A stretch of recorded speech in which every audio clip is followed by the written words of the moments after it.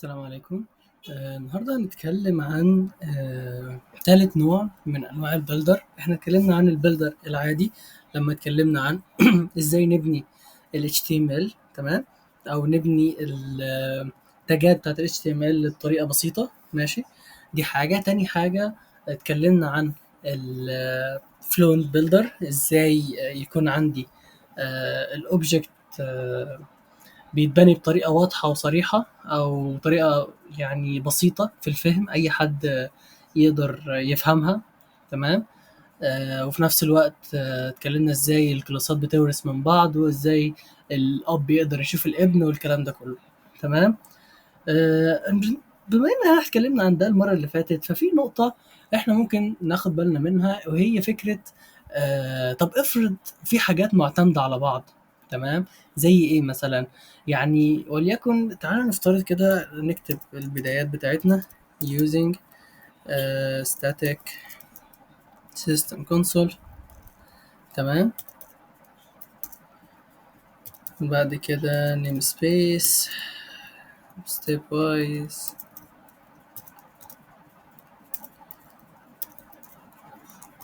builder، تمام.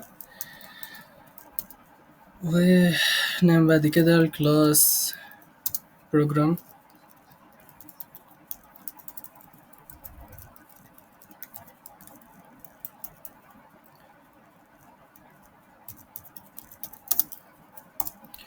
وهنحط فيه المين بتاعتي نفس المنظر ده، تمام. نيجي نتكلم بقى عن المثال. تعال نفترض ان انا دلوقتي عندي عربيات، تمام. فاول حاجه نعمل النوع بتاع العربيه، تمام. نوع العربيه ممكن يكون سيدان، مثلا ساف او اس يو في، تراك مثلا، كده يعني. في كذا نوع من انواع العربيات، بس يعني خلينا مثلا نتعامل مع الثلاثه دول بس، تمام. وبعد كده نعمل الكلاس بتاع كار،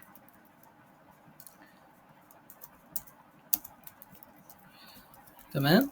فكلاس كار ده احنا هنحط فيه مجرد التايب بتاع العربيه، تمام.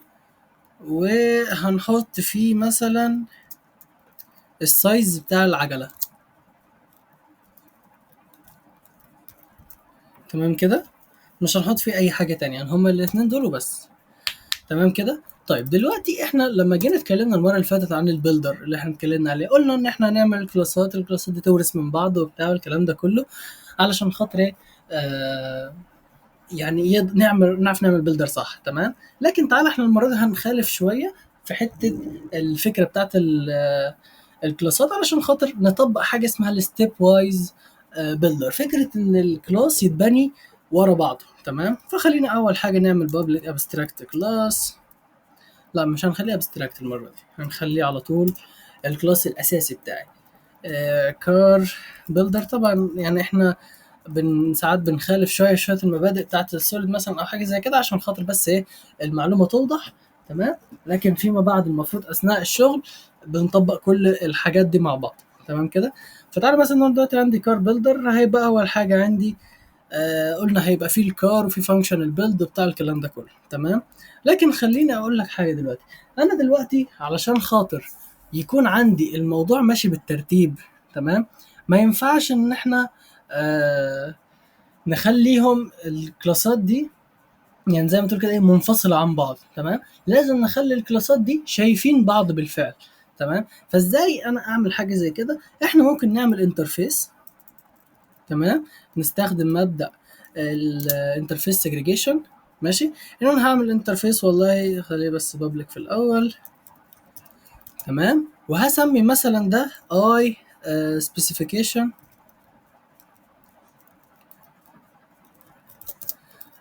كار تايب مثلا، ان انا بحدد نوع العربيه، تمام كده. وبقول والله ان انت هيبقى فيك فانكشن، تمام.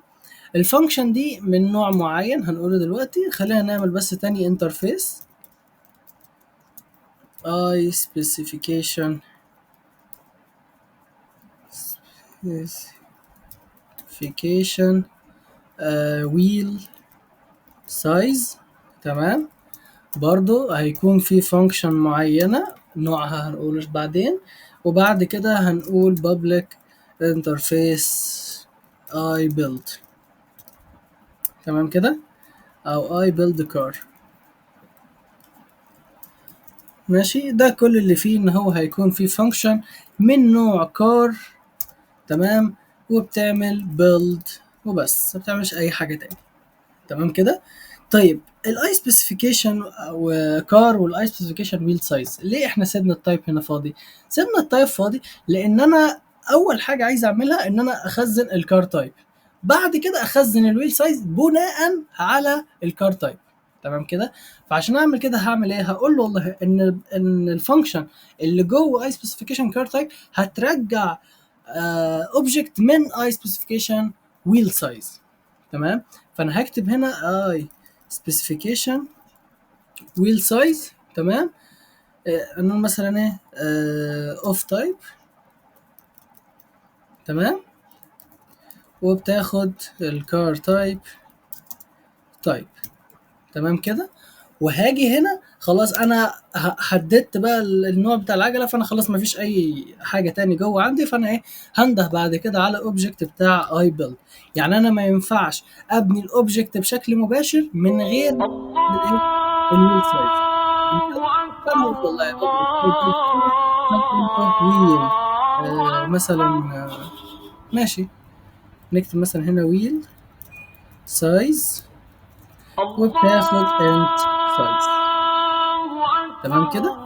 فكده دلوقتي بقى ايه الفانكشن دي، الكلاس ده قصدي فيه فانكشن بعد ما بتخلص بترجع اوبجكت من الكلاس ده عشان خاطر ندخل حجم العجله وبعد كده نبني العربيه. تعال نشوف نطبق الكلام ده ازاي. تمام كده. طيب اول حاجه هيبقى عندي هنا في فانكشن في البيلد كار، نسميها مثلا بيلد كار لا بابليك مسافات عشان مش عايز اكتب نوعها دلوقتي. تمام. او خلينا نكتب نوعها. انا دلوقتي عايز ايه اول نوع بالنسبه لي؟ اول نوع هو اي سبيسيفيكيشن كار تايب، صح كده؟ يبقى انا هقول له اي سبيسيفيكيشن كار تايب وهسميها كرييت كار او كرييت بس مش ازمه. تمام. وخليها حتى ستاتيك الفانكشن دي. تمام كده. وكل اللي الفانكشن دي بتعمله بترجع اوبجكت من الايه الانترفيس ده. تمام. طيب انا دلوقتي كده انا محتاج الانترفيس، هجيب الاوبجكت ده منين؟ هعمل هنا برايفت كلاس. ماشي، اسميه مثلا امبلمنت. تمام كده. امبلمنت ده امبلمنت ده هيورث من كل الايه الانترفيسز اللي انا عاملها، سبيسيفيكيشن وويل سايز وبيلد كار وكل الحاجات دي، وهيبقى فيه الفانكشنز بنعمل لها امبلمنت. طبعا احنا بنتكلم بقى ان الويل سايز انا مثلا هكتب هنا الكونديشنز بتاعتي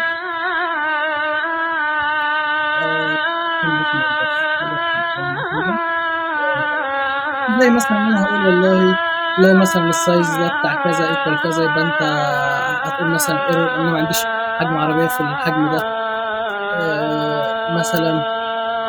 بس يعني انا هقول له لو كان السايز كذا سايز كذا من 15 ل 22 قال لك ماشي بس نحط النوع التاني كله.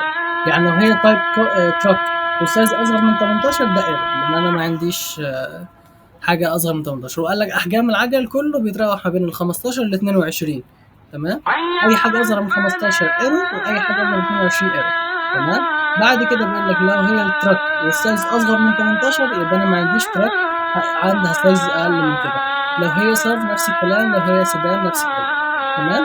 ولو ولا شرط من دول كان صح يبقى هو هيعمل ايه؟ هيخزن السايز وبعد كده هيعمل ريتيرن لذس. تمام. ذس دلوقتي تمام هي هتعبر عن مين؟ هتعبر عن الاوبجكت اللي اتبعت مش سيلف. تمام. انا دلوقتي ببعت اوبجكت من مين؟ ببعت اوبجكت من اي سبيسيفيكيشن كار تايب، صح كده؟ طيب فهي دلوقتي لما تيجي تعمل ريتيرن، تمام، فتعمل ريتيرن لده. بس انا قايل لها هنا ايه؟ ان احنا هنعمل الاي بيلد كار مثلا، او ان انا هعمل اي سبيسيفيكيشن ويل سايز، فهي تقدر تشوف اللي بعده. تمام، لان انا هنا في الاي سبيسيفيكيشن كار تايب بقول له ان انت هترجع لي الويل سايز، فهو قادر يشوف الويل سايز دلوقتي لان هو خلاص رجع الاوبجكت منه، فهيقدر يشوف الويل الاوف تايب. تمام. فدلوقتي احنا هنعمل ايه؟ ان انا خلاص دلوقتي ادي كل الفانكشن بتاعتي اتكتبت. تمام. ناقص بس هنا نعمل ايه؟ return new implement. تمام كده. نيجي هنا في المين هقول له والله var car. تمام. خلينا نشيل بس كده. فهو دلوقتي ايه؟ رجع لي اوبجكت من امبلمنت، التايب بتاعه نوعه ايه؟ فين هنا؟ ادي هي امبلمنت، التايب بتاع الامبلمنت ايه؟ اتكتب على الانترفيس بتاع الاي سبيسيفيكيشن كار تايب. اي سبيسيفيكيشن كار تايب ما فيهاش غير اوبجكت من النوع ده، لازم ما فيهاش غير الفانكشن دي. تمام كده. طيب نروح نكتب هنا دوت بعد كرييت. تمام. هلاقي ان انا ما عنديش غير الفانكشن اللي هي بتاعت ايه؟ اوف تايب. تمام كده، لان ده منطقي جدا لان هي بالفعل اي سبيسيفيكيشن كار تايب ما فيهاش غير ده. تمام. دي الفرق ما بين this وما بين ايه؟ سيلف. تمام. فهنكتب مثلا قلت اوف تايب ان هي ايه؟ سب. تمام كده. تعال نروح طيب للايه؟ للكار تايب. تمام كده. فين الكار تايب؟ اهي اوف تايب كار تايب ايكوال تايب. تمام. هتعمل ريتيرن لذس، بس this ده هيبقى ايه؟ تبع كلاس كذا. يعني انا لو جيت هنا على الاوف تايب هلاقي اللي راجع منها ايه؟ اوبجكت من نوع اي سبيسيفيكيشن ويل سايز. تمام. انا ماليش دعوه بايا كان هي جايه منين، انا ليا دعوه بنوع الاوبجكت او هي الاوبجكت ده بيحتوي عليه، انا ليا دعوه بده. انا هنا لو عملت كاست مثلا ان الاوبجكت اللي راجع ده فيه الثلاث حاجات عادي هتنفع، لكن انا علشان مش عايز اعمل كاست فهو دلوقتي قال لك ايه؟ اوف تايب ايكوال ايه؟ هنحط السايز. لو جيت اعمل هنا دوت هلاقي ظهر لي ايه؟ الفانكشن بتاعت ويل سايز، لان هي بالفعل موجوده ايه؟ جوه الانترفيس ده. تمام. فانا اقدر اقول والله ان الويل سايز مثلا ايكوال، احنا اتكلمنا عن صف فخلينا مثلا نكتب 18، لان اعتقد 18 تنفع. 18 تنفع مظبوط، ادي صف واحنا قلنا هي اكبر من 18. تمام كده. طيب بعد كده هل عندي حاجه تاني؟ هل ينفع اعدل في التايب؟ لا. طب ينفع اعدل في السايز؟ لا ما ينفعش. ما عنديش غير فانكشن ايه؟ بيلد. تمام كده. بس خلاص، فانا كده عملت الفانكشن بتاع البيلد بتاعتي، فهو إيه؟ راح يرجع لي الحاجه. تمام. تمام. احنا ممكن نيجي كمان هنا في الاوبجكت بتاع كار، في الكلاس بتاع كار، نعمل بابليك اوفر رايد التو سترينج، ان احنا ايه؟ نطبع العربيه دي بعد ما اتعملت ونقول ايه؟ رايت لاين كار الكار. تمام كده. نعمل رن.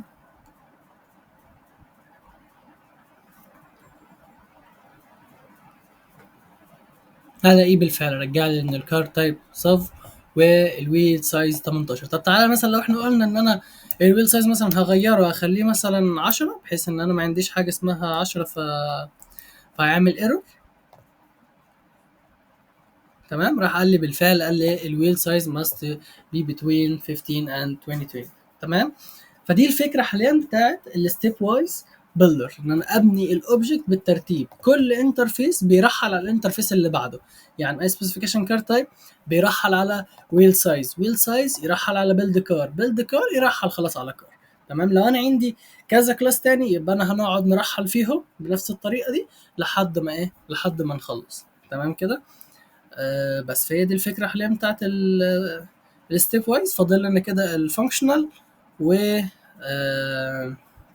فاضل لنا نوع تاني. تمام. ان شاء الله نتكلم عليهم المره الجايه. تمام. شكرا. السلام عليكم ورحمه الله وبركاته.